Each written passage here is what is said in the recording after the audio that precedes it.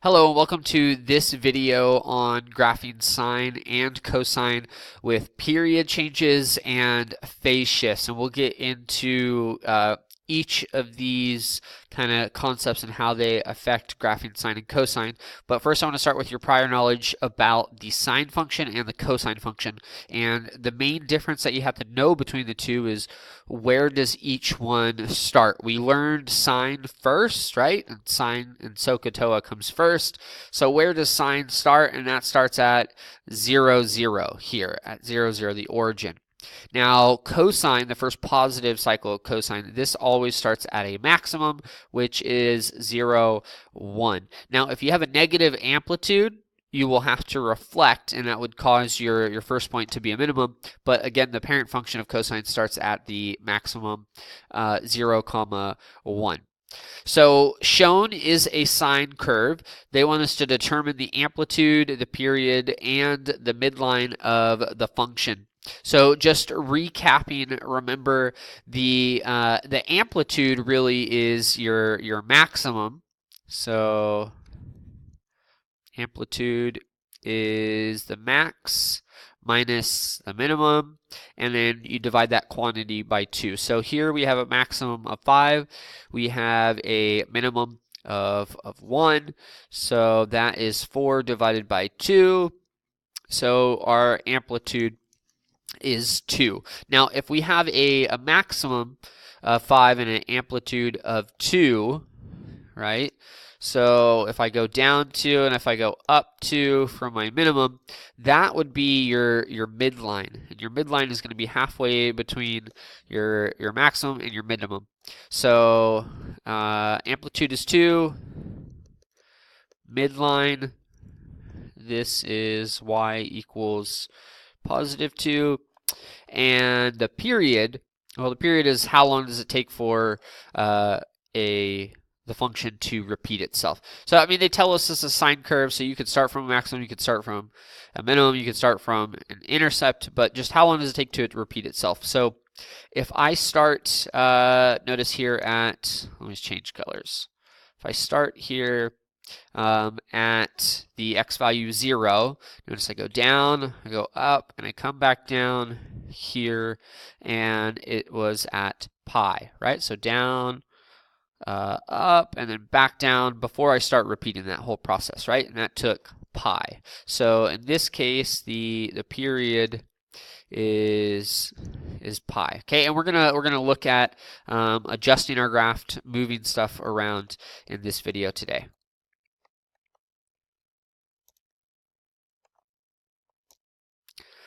Okay, so just a reminder, the period of a sine or cosine function is the length of one cycle, and generally it is 2 pi. The amplitude is half the distance from the max to the min, and it's also the distance from the midline to either of those values. The midline is the horizontal line halfway between the maximum and minimum values. So the transformations, again, that we learned can be applied. When we translate for sine functions and cosine functions left or right, this is what we call a phase shift. A phase shift, left or right. Okay.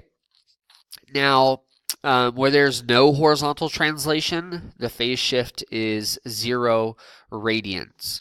Now, we can also compress and stretch our period, and that will affect the period to be something more than 2 pi radians, okay? If we affect a stretch or compression to the amplitude, then it's going to make it taller or make it smaller depending upon the graph, right? And really, this value is from your A value. Now, a vertical translation, this is your K value. This will change the midline up and down. Okay, so again, these are from lesson 1. This should be old news today. These two topics here we're really gonna focus on. Okay. So here is the general form for sine function. G of x equals a times sine of 1 over bx minus c, plus k, or for cosine, g of x is a times cosine of 1 over bx minus c plus k. So they're exactly the same, and again, I want to start tying in these values.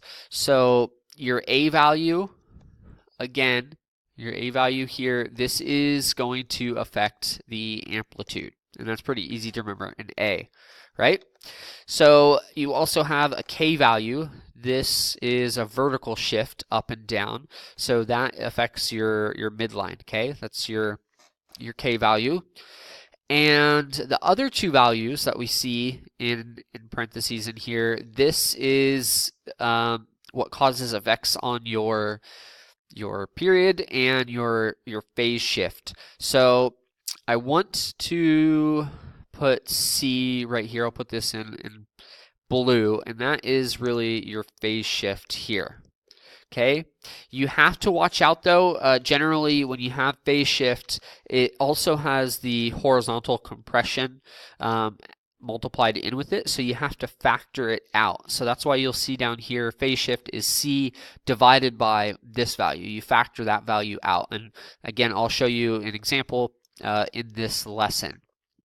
Okay, the last value that we have in here is your 1 over b value, 1 over b, and this is the stretch and compression horizontally, which really affects your period. So if I compress a graph, if I had a period of 2 pi, if I compress it, it's going to get a lot more compact. I'm going to have a value lower. If I stretch, if I pull out the trig function, it will have a period more than 2 pi. And again, we'll look at some of these answers. Okay, so when we start graphing it, here are our general steps. If you get stuck, you can look at these points, but I'll talk you through some of those examples.